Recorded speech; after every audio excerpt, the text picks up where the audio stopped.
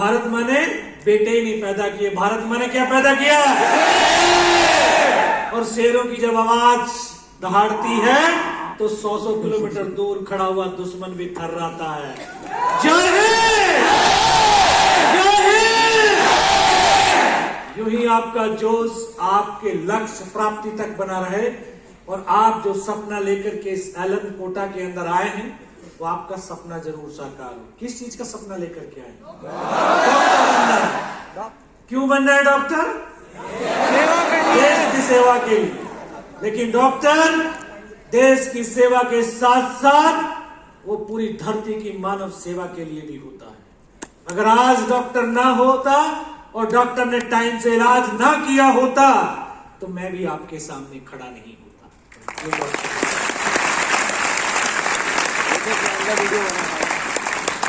क्योंकि डॉक्टर कोई प्रोफेशन नहीं है, व्यवसाय नहीं है। डॉक्टर एक सेवा है। जानते हैं डॉक्टर का काम सेवा है। आपने सपना देखा, आप यहां तक आए। आज तक आपने फिजिक्स, केमिस्ट्री और बायोलॉजी के तमाम फॉर्मूले पढ़े होंगे। आपके शिक्षक ने आपको जो है फॉर्मूले वो रटाए भी होंगे ताकि आप अपने सब्जेक्ट के ऊपर होल्ड जमा। लेकिन मैं तो कोई सब्जेक्ट का टीचर नहीं हूं कि आपको कोई फॉर्मूला सब्जेक्ट के बारे में बताने के लिए आया हूं। मैं आपको एक फॉर्मूला जरूर बताने के लिए और समझाने के लिए आया हूं कि आपने अगर अपने इस फॉर्मूले को जीवन में अपना लिया तो आपका जीवन बहुत ऊंची बुलंदियों तक जरूर पहुंच जाएगा। और वो 3P का फॉर्मूला, सिर्फ 3P। पहला P जो आपसे पूछा, यह डॉक्टर क्यों बनना चाहते? पर्पज। आपका पर्पज क्लियर होना चाहिए। तो दूसरा P स्टार्ट होता है पैशन, जुनून, वो पागलपन, वो दीवानगी। एक इंसान के पास 4 प्रकार की शक्तियां होती हैं और आपके अंदर भी हैं। कौन कौन सी जानते हैं? नहीं। एक पहले शरीर की शक्ति, दूसरी मन की शक्ति, तीसरी ज्ञान की शक्ति और चौथी स्पिरिचुअल शक्ति। 4 शक्तियां एट ए टाइम हमारे पास होती हैं। शारीरिक शक्ति, मानसिक शक्ति, बौद्धिक शक्ति और आध्यात्मिक शक्ति। अगर ये चारों शक्तियों के साथ उस पैशन में आप जीते हैं तो तीसरा P स्टार्ट होता है परफॉर्मेंस। जो आपकी अवस्था, जो उम्र है, इस उम्र में कितनी ऊर्जा, कितनी शक्ति, कितनी सामर्थ्य, कितनी भावना और संवेदनाएं हैं कि आपके इस परफॉर्मेंस को किस हाई लेवल तक ले जा सकती है, ये आपको भी आभास नहीं है। और अगले 30-40 मिनट के बाद आपको ये आभास होगा कि आपकी ये ऊर्जा, आपकी ये शक्ति आपको कहां तक ले जा सकती है और कहां अपने आप को आकलन करके आप देख सकते हैं। क्योंकि जिस तरह से आप सपना देखा था आपने यहां पर पहुंचने का, कभी सपनों को जिया है? नहीं जिया। क्योंकि सपनों को यहां से जिया जाता है, सोल से, आत्मा से। और आत्मा तो परमात्मा, उस अल्लाह वाहिगुरु का अंश होती है।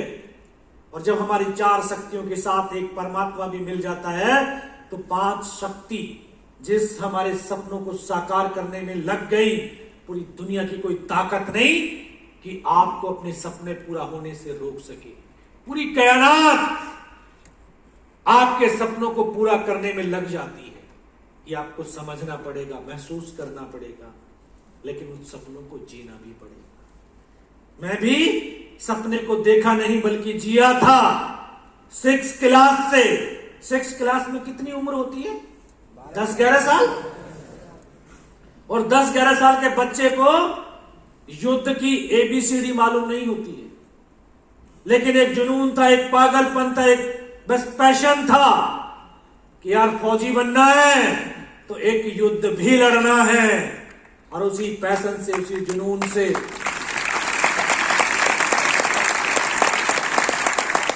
उस सपने को जीता जीता बड़ा हुआ। 11th पास किया, 12th में आया ही था। मात्र 16 साल 5 महीने की अवस्था थी। इसमें बहुत सारे बच्चे उस अवस्था को पार कर गए होंगे और कुछ अवस्था के उसी इक्वल होंगे। उस उम्र में फौज में भर्ती होकर के चला गया, उस रेजिमेंट में गया जिस रेजिमेंट का इतिहास अभी स्कूल के अंदर किताबों में पढ़ करके बड़ा हो रहा था कि एक हिंदुस्तान का अकेला सैनिक पाकिस्तान के 8 पैटर्न टैंकों को ध्वस्त कर देता है और 9वें पे निशाना लगाते लगाते मां भारती की गोद में सो जाता है। जानते हैं उनको? क्या नाम है? वीर अब्दुल हमीद। और आप जिस क्षेत्र में आए हैं, जिस प्रोफेशन में आए हैं, आपने जरूर ऐसे सक्सेसफुल व्यक्तियों का आपने जीवन परिचय जरूर पढ़ा होगा, उनकी जीवन की स्टोरी जरूर पढ़ी होगी और बहुत सारे पढ़ने के बाद आपने कभी निष्कर्ष निकाला कि उनमें 2 चीजें कॉमन होती हैं। 2 चीजें। सबसे पहला निरंतरता, कंटिन्यूटी, कि जब से काम शुरू किया और जब तक लक्ष्य तक नहीं पहुंचे, जब तक उन्होंने अपने कार्य में कंटिन्यूटी, निरंतरता बनाई हुई है। और दूसरा उसमें बहुत बड़ा एक और तत्व फैक्टर है, क्या? डिसिप्लिन, अनुशासन। लेकिन जब अनुशासन होता है तो हमें बांध देता है, वो मर्यादित कर देता है, किस मर्यादा से बाहर मैं नहीं जा सकता हूं। वो अगर जो अनुशासित होगा वो सीधा अपने लक्ष्य की तरफ हमें अग्रसर करेगा, सिर्फ लक्ष्य को दिखाएगा, बाकी कुछ नहीं दिखा सकता। ये 2 चीजें आपने जरूर उनके जीवन चरित्र से देखा होगा, पढ़ा होगा। यही मूल है। उन जैसे आपका कोई ना कोई रॉयल मॉडल होगा, तो मेरा भी एक रॉयल मॉडल था, मेरा जीवन का आदर्श था वो 21 साल का नौजवान जो 1971 में टैंक से टैंक की लड़ाई लड़ता है और पाकिस्तान के एक आर्मड रेजिमेंट को ध्वस्त कर देता है और उसी में अपने मां भारती की गोद में समाहित हो जाता है। लेकिन गर्व तब होता है जो पाकिस्तान का कमांडर जिसने उसके टैंक को उड़ाया था, वो हिंदुस्तान आकर के उसकी मां के चरणों को छू करके कहता है कि मां, तूने एक बेटा पैदा नहीं किया बल्कि एक शेर को पैदा किया। जानते हैं उसका नाम? नहीं जानते। 2nd lieutenant Arun Khetrapal. उन जैसे वीरों के आदर्श को लेकर के मैं ट्रेनिंग सेंटर पहुंचा और फौज की ट्रेनिंग एक आग की तप्त भट्टी होती है। और आप भी तो यहां ट्रेनिंग करने आए, क्योंकि यहां डॉक्टर नहीं बनते, यहां पर नीट जो आपकी परीक्षा है उसको पास कराने की ट्रेनिंग दी जाती है, ट्रेंड किया जाता है, आपके अंदर वो सामर्थ्य भरी जाती है। और यहां की ट्रेनिंग एयर कंडीशन रूम है, क्लासरूम एयर कंडीशन, आपका रहने का स्थान एयर कंडीशन, 6 घंटे की एकेडमी क्लास और 18 घंटे आपकी मनमर्जी के आपके पास। जब आपका दिल करता है तब आप पढ़ते हैं और जब आपका दिल करता है तब सो जाते हैं, जब आपका दिल करता है दोस्तों से बात करते हैं, जब दिल करता है बाहर जाकर के शॉपिंग करते हैं। सब अपनी मनमर्जी का 18 घंटे। लेकिन फौज में मनमर्जी नहीं होती है। फौज का दिन सुबह 3:30 बजे स्टार्ट होता है और रात 11:30 बजे होती है। जिस तरह से आज आपके शिक्षक, आपके सब्जेक्ट के एक्सपर्ट अपने ज्ञान से, क्षमता से, सक्षमता से, कौशलता से आपके अंदर वो सामर्थ्य, वो शक्ति पैदा करने की कोशिश कर रहे हैं कि 2024-2025 का नीट आप आसानी से क्रैक कर सकें और एक डॉक्टर वाले उस मेडिकल कॉलेज के अंदर आपका प्रवेश हो चुके। ठीक उसी तरह से हमारे जो शिक्षक थे, इंस्ट्रक्टर थे, और फौज में तो उनको उस्ताद बोलते हैं, तो उन्होंने अपने ज्ञान से, क्षमता से, सक्षमता से, कौशलता से 9 महीने तक उस आग की भट्टी में तपाया है। तब जाकर के एक सिविलियन बच्चा फौजी के रूप में बनकर के बाहर आ पाता है। और फौजी जो होता है ना, फौजी जो होता है वो राष्ट्र का विश्वास और भरोसा होता है। क्योंकि जब वो अपने बदन पर वर्दी पहनता है तो वो वर्दी कोई मामूली कपड़ा नहीं है, वो लाखों करोड़ों सैनिकों के खून से वो पावन वर्दी होती है तिरंगे की आन बान और शान वो वर्दी होती है जिसके खातिर वो पल भर में अपने आप को कुर्बान कर देता है। ऐसी पावन और महान उस वर्दी को पहन करके मैं पहली पोस्टिंग कश्मीर में गया, लेकिन आज एहसास होता है गया नहीं था, मुझे तो मेरे परमात्मा ने वहां पर भेजा था, क्योंकि उस धरती पर कोई बड़ा युद्ध होने वाला था और उस युद्ध को लड़ाना था। तो बड़े युद्ध को लड़ने से पहले छोटे युद्ध का हिस्सा बनना बहुत जरूरी था। जिस तरह से आज आप भी एक छोटे छोटे युद्धों का सामना कर रहे हैं, होता है जो आपका ये प्रोग्रेस टेस्ट है, एक युद्ध के समान ही क्यों किया जाता है ये प्रोग्रेस टेस्ट? ताकि आप अपनी क्षमता का, सक्षमता का, अपने ज्ञान का आकलन कर सको कि मेरे अंदर कितनी कैपेबिलिटी आई है। और ये एक बड़े युद्ध यानी कि जिसका मई 2024 और जिसका 2025 में होने वाला है, उसके लिए आपको सक्षम बनाया जा रहा है, ताकि जब एक बड़ा युद्ध आपके सामने हो, जब वो परीक्षा हो, तो आपके हाथ पैर कांपे नहीं, बल्कि निडरता के साथ, साहस के साथ, एक बुलंदी के साथ आप उसमें लिखना शुरू करें। तो जो आपने लिख दिया तो आपने ये समझ लिया कि मेरा सिलेक्शन हो गया। ये इतनी सामर्थ्य पैदा करने की कोशिश की जा रही है। तो उसी तरह से, क्योंकि मुझे भी वहां छोटे हैं युद्ध, कश्मीर के अंदर तो 1990 से उग्रवाद फैला हुआ था, दहशतगर्दी फैली हुई थी, और जो उग्रवादियों ने, दहशतगर्दों ने कश्मीर के अंदर एक नंगा नाच, अमानवीय क्रूरताओं का किया हुआ था। उस युद्ध से हमारी भारतीय सेना 1990 से आज तक लगातार एक युद्ध लड़ती चली आ रही है। मैं भी उस युद्ध का हिस्सा बना और युद्ध भी लड़ा, बहुत सारे उग्रवादियों के साथ मुठभेड़ें हुई और बहुत सारे मिलिटेंटों को मारने का मौका भी मिला, लेकिन समय तो अपनी गति से चलता है। जानते हैं, समय की अपनी एक गति है, और जो इंसान किसी भी वर्ग का हो, जो समय की गति के अनुसार कदम से कदम मिलाकर के चलता है, तो समय की बहुत बड़ी विशेषता है कि समय 100 नहीं बल्कि 200% उस इंसान को उसके लक्ष्य तक पहुंचा देता है। और इसकी बहुत बड़ी एक और विशेषता है कि अगर आपने अपने कदम रोक दिए तब भी अपनी गति से चलेगा, आपका बाजू पकड़ करके अपने साथ लेकर के नहीं चलेगा, बल्कि आपको वहीं खड़ा छोड़ करके चला जाएगा। बहुत बड़ी विशेषता।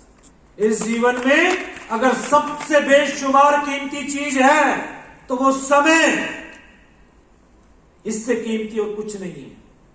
चाणक्य ने कहा है कि आज का एक सेकेंड कल पूरी दुनिया की दौलत को ला करके किसी के कदमों में डालोगे कि मुझे उस एक सेकेंड को खरीदना है, तब भी पूरी दुनिया की दौलत से आज के एक सेकेंड को खरीद नहीं पाओगे। और इतना बड़ा कोई दुनिया के अंदर धावक नहीं कि आज के इस एक सेकेंड को कल दौड़ करके पकड़ सके। इसलिए मेरे नौजवान साथियों, इस समय के साथ कदम से कदम मिला करके चलना सीख लीजिए, और ये समय आपको 100% आपके लक्ष्य तक जरूर पहुंचाएगा। उस समय वहां पर भी बीतता रहा। वर्ष 1998 आ गया, जब इंडिया, भारत और पाकिस्तान ने परमाणु परीक्षण किए। तत्कालीन प्रधानमंत्री माननीय अटल बिहारी वाजपेयी वो ये जान चुके थे, समझ चुके थे, उनको एहसास हो चुका था कि दोनों ही राष्ट्र बारूद के ढेर पर आकर के खड़े हो गए हैं। छोटी सी भी नफरत की चिंगारी पूरी मानवता का विनाश कर सकती है।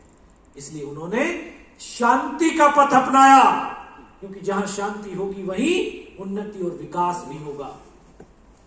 और ये किसी राष्ट्र समाज तक ही सीमित नहीं, बल्कि एक व्यक्तिगत भी है।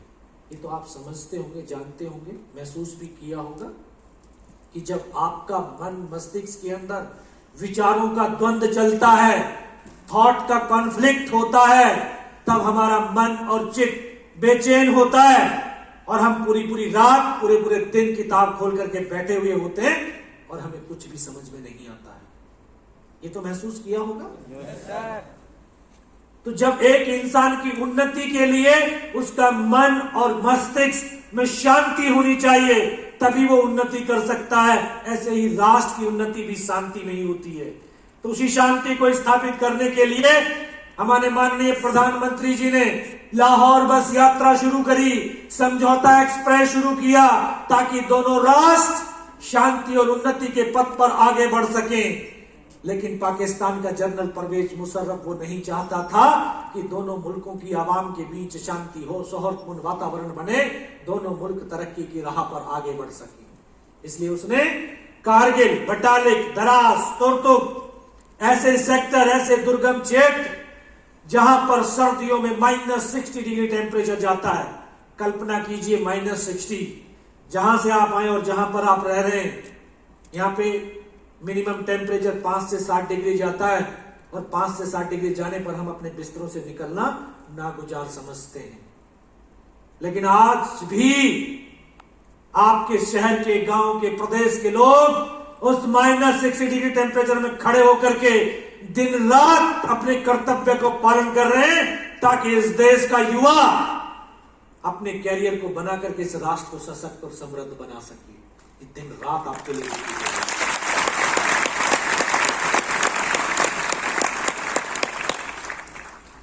उन पहाड़ियों के ऊपर एक समझौता था कि सर्दियों के समय पहाड़ियों की चोटियों पर बने हुए बंकरों से दोनों सेनाएं विड्रॉल होंगी। हमारी सेना इंडियन आर्मी एक डिसिप्लिन्ड सेना है, एक अनुशासित सेना है, और हमारा देश अहिंसा का देश है, शांति प्रिय देश है, और हमारे देशवासी हमारे संविधान और देश की कानून को मानने वाले हैं। सेना भी तो उसी में से है, अपने उसी संविधान, उसी कानून के तहत बेस कैंप में आई। लेकिन पाकिस्तान की फौज नीचे नहीं गई, बल्कि उन्होंने तमाम हमारी चौकियों के ऊपर कब्जा कर लिया। इतनी भारी संख्या में वहां पर man power, ammunition, equipment, weapon store किया। उन्होंने कभी सपने में भी नहीं सोचा था कि हम यहां से वापस जाएंगे, लेकिन भूल गए। ये हिंदुस्तान की मिट्टी है, और इस मिट्टी में तो सिंगनिया और शेर ही पैदा होते हैं।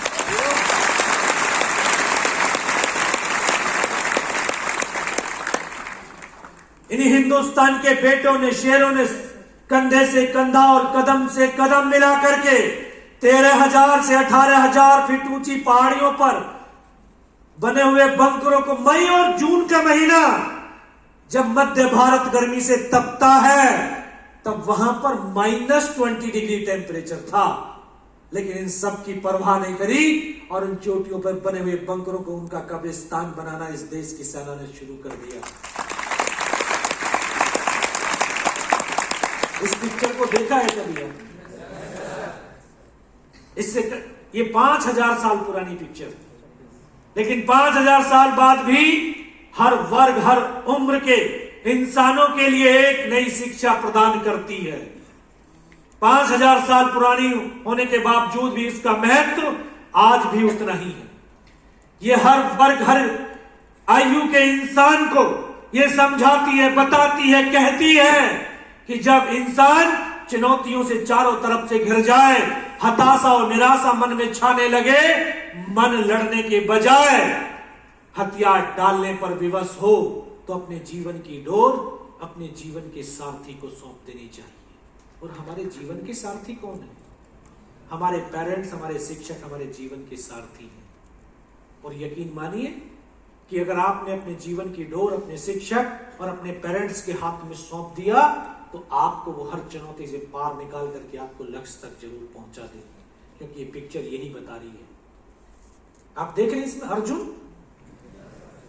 जो कि बहुत बड़ा धनुर्धर था, पूरे विश्व को जीतने की सामर्थ्य थी, पूरे विश्व को हराने की क्षमता थी, लेकिन युद्ध के मैदान में इतनी बड़ी संख्या में सेनाओं को देख करके, अपने रिश्ते नातेदारों को देख करके भी हताश और निराश हो गया, और इसने भी अपने गांडीव को छोड़ दिया। लेकिन गांडीव को छोड़ने के बाद अपने जीवन की डोर, अपने जीवन के सारथी, अपने जीवन के मित्र, अपने सखा कृष्ण के हाथों में सौंप दी। और आपने देखा भी होगा, पढ़ा भी होगा, सुना भी होगा कि श्री कृष्ण के हाथों में जब अर्जुन की जीवन की डोर आई, तो उन्होंने तमाम विपदाओं से निकाल करके तमाम चुनौतियों को पार करके उसको उसके लक्ष्य तक पहुंचा दिया था। तो आपके पेरेंट्स, आपके शिक्षक भी आपको आपके लक्ष्य तक जरूर पहुंचा देंगे अगर आपने जीवन की डोर उनके हाथों में सौंप करके रखी है। ये एक पिक्चर आपने देखी है? नहीं देखी। पहाड़ी इलाके से कोई है? हाँ, ये पहाड़ी इलाके जो आप लोग भी कभी पिकनिक करने के किसी पहाड़ी क्षेत्र में गए होंगे, गए ना? तो पहाड़ी क्षेत्रों के अंदर रोड ऐसी ही होती है, ये रोड होती है पहाड़ियों में। ईसीजी कभी कराया? नहीं कराया। ईसीजी का फोटो देखा है? उसमें इस तरह की तरंगे होती हैं। उससे क्या सीखा हमने? और अगर ये फोटो अगर हम लगाएं ईसीजी की तरह, तो ये ईसीजी की तरह ही है। ये हमारे जीवन से बहुत गहरा संबंध रखती है। वो ईसीजी का जो फोटो है वो दर्शाता है, बताता है, समझाता है, कहता है कि ऐसे ऐसे चल रहा है तो हार्ट बीट चल रही है और इंसान जिंदा है, अगर ऐसे चली गई तो मर गया है। उससे हमने यही सीख ली कि इंसान का जीवन एक सरल सुगम रेखा के समान नहीं है। इंसान का जीवन ऊंचाई और नीचाई, चुनौती और समस्याओं से भरा हुआ है, और जो इंसान इन ऊंची और नीची चुनौती और समस्याओं से लड़ता हुआ आगे बढ़ रहा है, वही तो जीवित है। बाकी तो सब मृतक के समान ही है। तो हम मृतक थोड़ी, मृतक है क्या? तो हम अपनी समस्याओं से लड़ रहे हैं, इसलिए हम जिंदा हैं, इसलिए हमारी हार्ट बीट चल रही है। ये एक पहाड़ी जिसको शायद आप नाम नहीं जानते हैं, लेकिन कारगिल वार मेमोरियल की पिक्चर कहीं देखी है? तो कारगिल वार मेमोरियल इसी पहाड़ी की तलहटी पे बना हुआ है, और इस पहाड़ी का नाम तोलोलिंग तोप। इस पहाड़ी पर हमने 22 दिन तक युद्ध लड़ा था, और इस 22 दिन के दौरान 26 मई को भारतीय वायुसेना के फाइटर्स अटैक करने के लिए आए, बम्बारमेंट करने के लिए आए, और 28 मई का वो दिन, वो पल, वो समय मुझे आज भी याद है कि शाम का वक्त था। 3 हेलीकॉप्टर इस पहाड़ी के टॉप पर फायर करने के लिए आए, और ये लास्ट वाला हेलीकॉप्टर जो पाकिस्तान की फौज ने अपनी गाइडेड मिसाइल से वहीं पर गिरा दिया। ये पल भर में जलता हुआ हेलीकॉप्टर इस पहाड़ी की तलहटी में आ गिरा। इस पहाड़ी पर 22 दिन तक लड़ते लड़ते, संघर्ष करते करते हमने अपने 2 ऑफिसर, 2 जूनियर कमीशन ऑफिसर और 21 जवानों को खोया। तब जाकर के 12 जून 1999 को इस हिंदुस्तान की फौज ने इस पहाड़ी के ऊपर पुनः तिरंगा फहराया।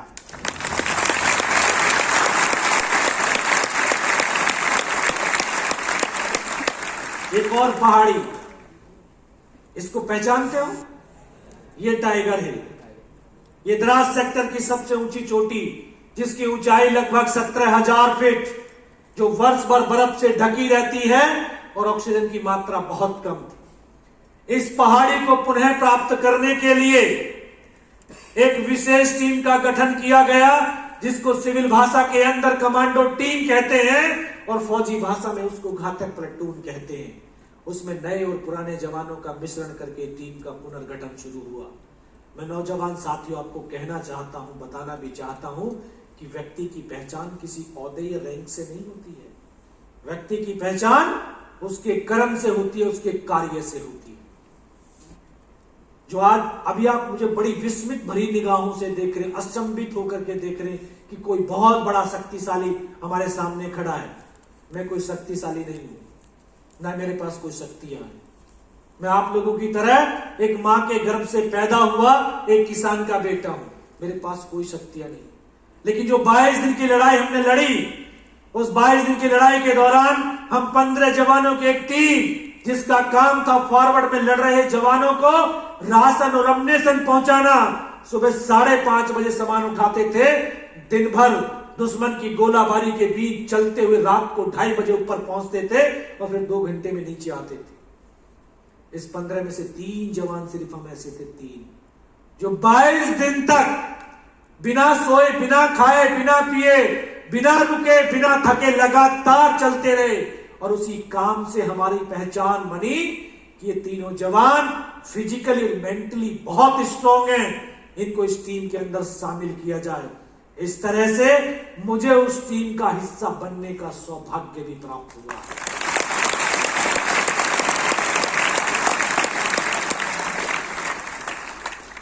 और ये जो अवस्था है ना, बड़े नखरे वाली अवस्था होती है, बहुत नखरे वाली।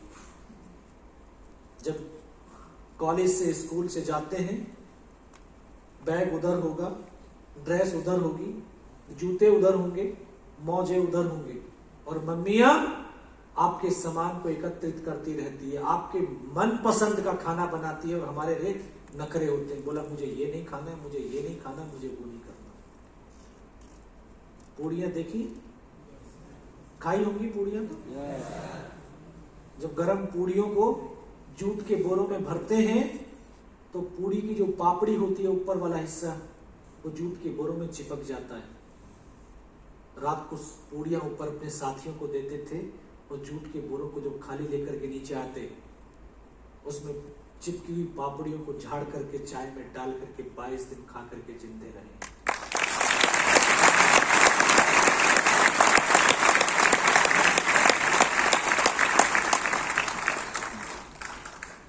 और अभी आप लोग जब रोटियां खाते हैं तो अगर रोटियों का किनारा अगर मोटा होता है तो उसको तोड़ करके अलग रख देते, रखते हो ना? क्योंकि माइंड के अंदर बोला यार ये ठीक नहीं है, कच्ची है, जली हुई है, इसको मैं नहीं खाऊंगा। आप एक अन्न का निरादर कर रहे हो, और अन्न का ही नहीं कर रहे, आप उस अन्नदाता का निरादर कर रहे हो, जो दिन रात पसीने को खून की तरह खेतों में बहाता है, और न जाने कितने लोग मेहनत करके आपके थाली में वो रोटियों को लाते हैं, और फिर आपके खाते समय नखरे होते हैं। आप उस अन्नदाता का नहीं, इस धरती माँ का भी आपने जो ना अपमान कर रहे हैं, क्योंकि इस धरती माँ के गर्भ से वो अन्न पैदा होता है, और वो अन्न की कीमत वो जानता है जिसको 10-10 दिन तक रोटियां नहीं मिलती। इस अन्न जो भी आपके सामने आए ना, इसको भगवान का प्रसाद समझ करके खाना शुरू करो। जैसा भी अन्न खाओगे, जिस भाव से खाओगे, अन्न तो आपके अंदर ऐसे ही भाव से आपके अंदर ऊर्जा पैदा करेगा।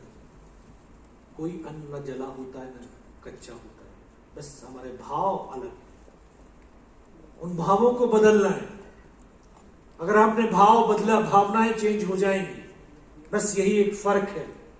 और इसी भाव और भावनाओं से तो हमारी ये टीम बनाई गई थी, और इस टीम को इस पहाड़ी पर सबसे पहले चढ़ना था। और आपको फिर दोबारा से कह रहा हूं कि समय के उपयोग को समझिए।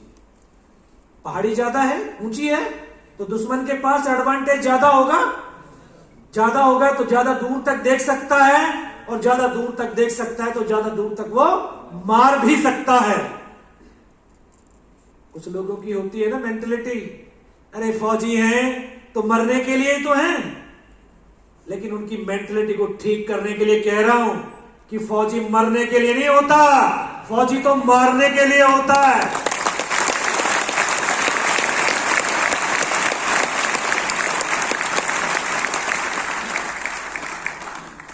तो हमें मालूम था कि दिन में तो वो देखेगा, हमारे मूवमेंट को देखेगा, हमारी हरकतों को देखेगा, इसलिए हमने रात का चुनाव किया ताकि वो हमारे मूवमेंट को ना देख सकें।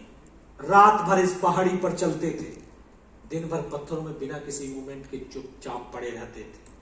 -20 डिग्री टेम्परेचर था। जितनी देर अभी आपसे बात करते होगी ना, अगर बैरिक से बाहर खड़े हो जाते तो इस चेहरे की ये स्किन फट करके यहां से लहू बहने लगता है।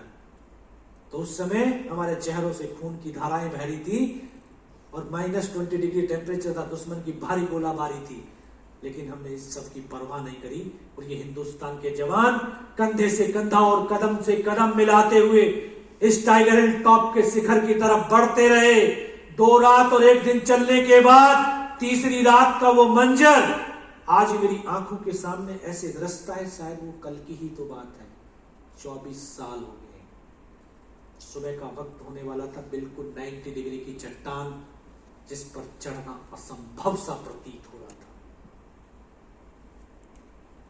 ये जिसकी 2024 में अभी मई में आने वाली परीक्षा है, उनके दिमाग में कुछ आ गया होगा, थॉट बोला होगा कि पास नहीं होगा। आ गया? कितने लोगों के आ गया? जरा हाथ खड़े कर देखिए। और अभी तो 6 महीने हैं, अभी जनवरी आएगी तो और ज्यादा बढ़ जाएगी संख्या ये। और मैं आपको ये कह रहा हूं कि आप इस थॉट को निकाल करके अभी से कचरे के डिब्बे में फेंक देना। साइंस के स्टूडेंट आप जानते हैं कि एनर्जी ट्रेवल करती है, जानते हैं ना ये तो, कि जहां आपका ध्यान जाएगा एनर्जी वहां चली जाएगी। और आज युवाओं का सबसे बड़ा ड्रॉबैक यही है कि हम प्रेजेंट में जीना नहीं चाहते, हम फ्यूचर में जीना चाहते हैं। और फ्यूचर हम बहुत अच्छा लगता है, लेकिन फ्यूचर तो अच्छा बनाने के लिए आपको प्रेजेंट में जीना पड़ेगा भाई। अरे 24 या 25 की तारीखों को क्यों याद रखते हो? याद रखो ना, आज है मेरे पास, आज जो मेरे पास एनर्जी है, जो शक्ति है, जो सामर्थ्य है, उसमें इतनी कड़ी मेहनत करूं, उसको इस तरह से जीऊं कि आज अगर मैंने 2 सब्जेक्ट के ऊपर भी होल्ड कर लिया, यार 180 दिन है, 180 दिन कितने टॉपिकों के ऊपर होल्ड बना सकता हूं। और जब 5 मई 2024 की तारीख आएगी, जब कलम चलेगी और जो मैं लिखता हुआ चला गया, दुनिया की कोई ताकत उन सवालों को काट नहीं सकती। नंबर मेरा पक्का है।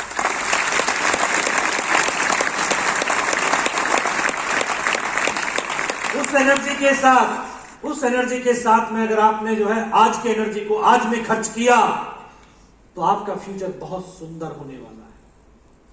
तो इसलिए एनर्जी को ट्रेवल मत कराइए, एनर्जी को आज में जियो। मुझे मालूम है क्या कि मैं कल खड़ा होकर के लेक्चर दूंगा? नहीं मालूम। आपको मालूम? नहीं मालूम। जो चीज का मालूम नहीं है उसके पीछे क्यों भागते हैं? अरे जो है अभी है, इसको तो अच्छे से जियो, इसको तो इसमें पूरी एनर्जी लगाओ कि आज जो आप है इसको मैं यार अपने मन से, अपनी आत्मा से जीना है मुझे, इसमें मुझे अपनी कड़ी मेहनत करनी है, इसके अंदर मैं पूरी लगन के साथ, तत्परता के साथ इसको जीना है। और जो जिएगा ना, सच बता रहा हूं कि आप उस जिए हुए को आप फ्यूचर में देख सकते हो। फल चाहते हो, फल चाहते हो ना, लेकिन फल तो ऐसे नहीं मिलेगा ना बिना पेड़ के। फल तो, पेड़ तो आज लगाना पड़ेगा, जब ही आपको कल मिलेगा। क्योंकि हम कल्पनाओं में जीते हैं और कल्पनाएं फ्यूचर की होती हैं। फ्यूचर का सिर्फ एक प्लानिंग होना चाहिए, एक हम एम होना चाहिए, एम निर्धारित हो गया बस ठीक है। लेकिन उस एम को प्राप्त करने के लिए क्या करना पड़ेगा भाई? आज मेहनत करनी पड़ेगी, तभी हम उस एम तक जा सकते हैं।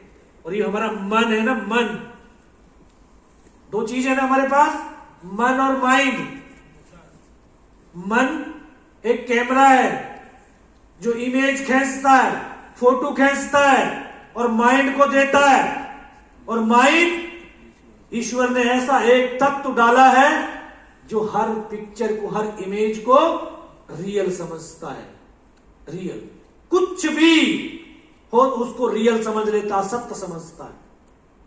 और जैसे ये सत्य समझता है, वैसे ही यहां तो ये सागर है, सागर, और यहां ये झरना है। जैसे यहां इमेज पहुंची, ये माइंड उसी इमेज के अकॉर्डिंग यहां से हार्मोन्स रिलीज कर देता है। और जैसे हार्मोन्स रिलीज हुआ, वैसे ही हमारी बॉडी उस तरफ बहने लगती है, उधर तरफ चलने लगती है। इसलिए बहुत जरूरी है। अरे समस्याएं, उसके बारे में क्यों सोचना है? जब आएगी तब देख लेंगे। यार आज का दिन है, आज पढ़ना है, मुझे अच्छा करना है। आपके पास अभी तो 6 महीने हैं, टीचर हैं, पेरेंट्स का सपोर्ट है, बहुत कुछ कर सकते हो। हमारे पास तो कुछ भी नहीं था, कुछ भी नहीं था सिवाय दुश्मन के। लेकिन फिर भी हिम्मत नहीं आ रही, उस समस्याओं से लड़े। देखे उस पहाड़ी में चल करके एहसास हुआ, आभास हुआ कि हम मैनुअल नहीं चढ़ सकते हैं हम, लेकिन रस्सियों के सहारे चढ़ा जा सकता है। रस्सियां फेंकी, चढ़ने शुरू किया तो पत्थर तो गिरेंगे। पत्थरों की आवाज से दुश्मन ने फायर खोल दिया और 21 में से हम 7 जवान ऐसे थे जो उस रस्सियों के सहारे ऊपर चढ़ पाए। ऊपर चढ़े तो 7-8 मीटर के ऐसे प्लेन स्पेस, सामने दुश्मन के बंकर।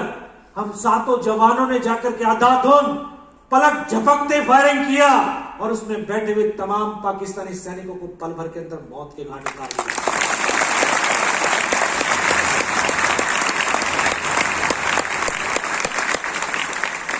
उस टाइगर हिल टॉप के बहुत करीब तक पहुंच गए थे। ये टॉप मात्र 50-60 मीटर रहा होगा। टॉप पर तो उनकी एक कंपनी का डिप्लॉयमेंट, एक कंपनी की स्ट्रेंथ जानते हैं 150, 150। वो 150, हम केवल 7। लेकिन फिर भी निडरता के साथ, साहस के साथ, धैर्य के साथ उनके साथ लड़ते रहे। और लड़ते लड़ते वो कंडीशन, वो परिस्थिति भी आई कि एक कदम आगे रखते हैं तब भी हेड शूट है, और एक कदम पीछे रखते हैं तब भी हेड शूट है। मरना निश्चित हो गया था। लेकिन मैं नमन करता हूं इस देश की माओं को, जो अपने बेटे और बेटियों को संस्कार स्वरूप कहती हैं कि सीने का दूध पिलाया है, सीने पर गोली खाना, कभी पीठ पर गोली मत खाना।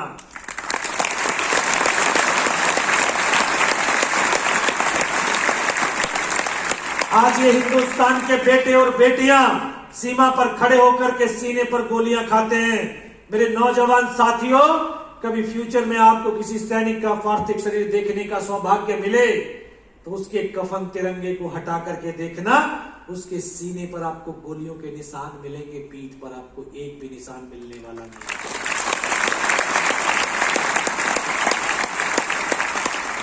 और आप इतने बड़े और इतने समझदार तो हो गए कि इस यूनिवर्सल ट्रुथ को समझते हैं कि जो इस धरती पर पैदा हुआ उसकी मृत्यु निश्चित है। ये जानते हैं ना? लेकिन मरना है तो कायर और डरपोक की तरह नहीं, क्योंकि हमारी माओ ने और इस भारत मां ने हमें कायर और डरपोक पैदा नहीं किया, हमें तो शेर पैदा किया। अगर शेर पैदा किया है तो शेर डरपोक और उसकी तरह नहीं मरता, बल्कि वो शेर की तरह लड़ता हुआ मरता है। तो हमने भी सोचा यार मरना ही तो है, मरेंगे लेकिन ऐसे नहीं मरेंगे, लड़ करके मरेंगे और मार करके मरेंगे। इसी सोच के साथ 3 तरफ से ऐसे घिरे हुए थे, दुश्मनों से 3 तरफ से, और लगातार गोलियों की बौछारें, बम्बारमेंट चलता रहा और हम लड़ते रहे। 5 घंटे का समय हो गया था, हम एक कदम आगे नहीं बढ़ पाए तो हिंदुस्तान के 7 जवानों ने 150 पाकिस्तानियों को 1 इंच नीचे भी नहीं उतरने दिया था।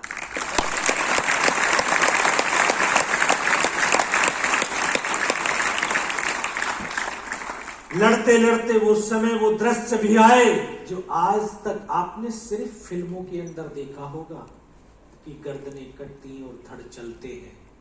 मैंने उन पलों को जिया है और देखा है। मुझे वो पल आज भी याद है कि जब मैं सर से लेकर के पैर तक लहूलुहान था और यह नाक से पूरी खून की धार बह रही थी। मेरा एक साथी मुझे फर्स्ट एड करने के लिए, अपनी फील्ड पट्टी की पॉलिथीन फाड़ने के लिए, उसका हाथ यहां तक जाता है, उसको यहां गोली लगती है, इधर से पूरा सर निकल करके बाहर चला जाता है। मैं उसका हाथ पकड़ता हूं, सर क्या हुआ, लेकिन एक शब्द तक नहीं बोल पाया। मेरी बगल में बैठा हुआ मेरा ट्रेनिंग का साथी था, रूममेट था, मैं उसको बोला अनंतराम सर को तो गोली लगी है, और उसके मुख से आखिरी शब्द क्या, यही निकला, उसको सीने में गोलियां लगती हैं, यहां से फेफड़ों से खून की फुहारें छूटती, गोद में आकर कैसे लेट जाता है। एक साथी और आगे बढ़ा, वहीं पर एक बम गिरता है, उसकी यहां से गर्दन कट करके जमीन पर गिर जाती है।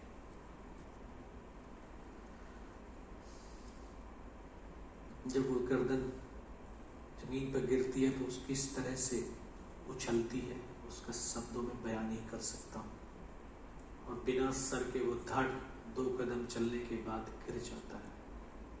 एक और साथी आगे बढ़ा, फिर एक और बम गिरता है, उसके दोनों हाथ दोनों पैर कट करके जमीन पर गिर जाता है।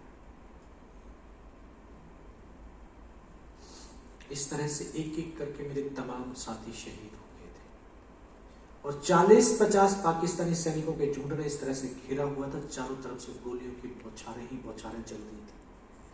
उनका एक कमांडर था, उसने बोला कि इनको रीचेक तो कर लो, इनमें से कोई जिंदा तो नहीं है। पाकिस्तान के जवान हमारे जवानों की बॉडियों के अंदर जब गोलियां मारने लगे तो बॉडियां ऐसे उछलती थी ऊपर की तरफ, सामने वाले को मारा, बगल वाले को मारा। मैं इस तरह से पड़ा हुआ था, फर्स्ट में उसने यहां पे गोलियां मारी, फिर बाजू में गोली मारी, मैं देख रहा हूं कि धुआं निकल रहा है, लेकिन उस गोली की पीड़ा को चुपचाप बड़ा सहता रहा। उनको यकीन हो गया कि इनमें से कोई जिंदा ही नहीं। 3 P आपको बताए थे मैंने, कौन सा P हो सकता है? ये आपका परफॉर्मेंस, कि आपके अंदर इतनी शक्ति, इतनी सामर्थ्य, इतनी ऊर्जा है कि आप अपनी सहन शक्ति को, अपने सामर्थ्य को कितने लेवल तक बढ़ा सकते हो। जहां गोलियां शरीर के आर पार हो रही है और आपको पीड़ा तक का एहसास नहीं हो रहा है। खुली आंखों से देख रहा हूं, सब कुछ नजारा चल रहा है। आज एक कील लगती है, चोभा लगता है, पिन चुभती है, शरीर में कितनी पीड़ा होती है, और उस समय गोलियां निकल रही हैं, लेकिन उस पीड़ा को सहन करने की शक्ति, सामर्थ्य पैदा हो रखी है। जब उनको यकीन हो गया कि इनमें से कोई जिंदा ही नहीं है, फिर उन्होंने अमानवीय क्रूरताओं का तांडव शुरू किया। उन्होंने पत्थर उठा उठा करके हमारी बॉडियों में मारने शुरू करे, ताकि ये बॉडियां छत विछत हो जाए। फिर कोई पत्थर मार रहा है, कोई बूट की ठोकरें मार रहा है, गालियां दे रहे हैं, और ये तांडव बहुत देर तक चलता रहा, देखता भी रहा, सहता भी रहा। बहुत देर के बाद फिर उनके कमांडर ने बोला इनके हथियार उठा लो, और नीचे जो हिंदुस्तान का पोस्ट है उसके ऊपर भी हमला कर डालो। हमले वाली बात जब मेरे कानों तक पड़ी तो मुझे लगा कि आज तो मेरी पूरी टीम खत्म हो जाएगी। तब ऊपर वाले से सिर्फ एक प्रार्थना करी कि मुझे इतने जिंदा रख दे कि मैं अपने साथियों तक पहुंच सकूं, उनको खबर दे सकूं, उनकी जिंदगी को बचा सकूं। और ये सत्य है, अगर हम निस्वार्थ भाव और सच्ची श्रद्धा, सच्चे समर्पण के साथ उस परम पिता परमेश्वर अल्लाह वाहिगुरु को याद करते हैं, वो शक्ति तो साक्षात खड़ी हो जाती है। सच्चा समर्पण चाहिए। महाभारत देखी, जब द्रौपदी का चीरहरण हो रहा था और द्रौपदी कृष्ण की मुंह बोली बहन थी, उसके कृष्ण के ऊपर पूरा भरोसा था कि कृष्ण जरूर मेरे वस्त्र हरण में आएगा हेल्प करने के लिए। लेकिन जब तक उसने अपने चीर को ऐसे पकड़ करके कृष्ण कृष्ण पुकारती रही, कृष्ण नहीं आए थे। और जैसे ही उसने अपने चीर को छोड़ करके इस तरह से हाथ अपने आप को उसके सुपुर्द किया, समर्पित किया, पल भर के अंदर कृष्ण भगवान उसके सामने आ गए, उसके चीर को बढ़ाना शुरू कर दिया। ये फैक्ट है, और आज इसका प्रमाण आप देखेंगे, आपको मिलेगा देखने कि वो दोबारा से गोलियां मारने लगे और हथियार उठाने लगे। जब वो नजदीक आए तो तब मन और मस्तिष्क के अंदर एक विश्वास पैदा किया, एक दृढ़ संकल्प लिया कि अगर इसने सर और सीने में गोली नहीं मारी, चाहे मेरा हाथ पैर दोनों ही काट करके क्यों ना ले जाए, मैं उफ तक नहीं करूंगा और मैं जिंदा भी रहूंगा। और उसी विश्वास की बदौलत आज मैं आपके सामने भी खड़ा हूं।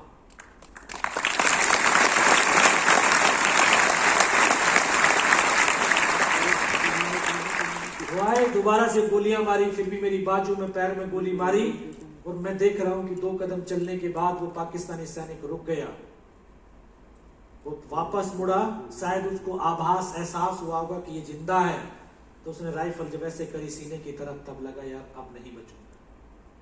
लेकिन कहते हैं जाको राखी सैन्य मार सके ना कोई, और इस देश को भारत मां कहते हैं, ऐसे ही नहीं कहते। ये कोई कंकर और मिट्टी वाली जमीन नहीं है, ये सजीव है। मां भारती अपने बेटों की वीरता, शौर्य, पराक्रम और बलिदान को कभी दफन होने ही नहीं देती। किसी न किसी एक को जरूर माध्यम चुनती है। शायद इस मां भारती ने वो माध्यम चुना होगा कि उसके बेटों ने जो वीरता, शौर्य दिखाते हुए जो बलिदान दिया है, उनकी इस बलिदान की शौर्य गाथा को दुनिया तक पहुंचा सकूं। तभी तो जब उसने गोली चलाई तो यहां पर पर्स रखा था, पूरी पैंट फट गई थी चलते चलते। उस पर्स में कुछ 5-5 रुपए के सिक्के थे। शायद इस मां भारती ने उस सिक्कों को इकट्ठा कर दिया होगा, और जब गोली चली तो जाकर के सिक्कों पे लगी और रिकोचित हुई। उस गोली के धक्के से, प्रेशर से, पावर से एहसास हुआ, आभास हुआ कि मैं तो मर गया।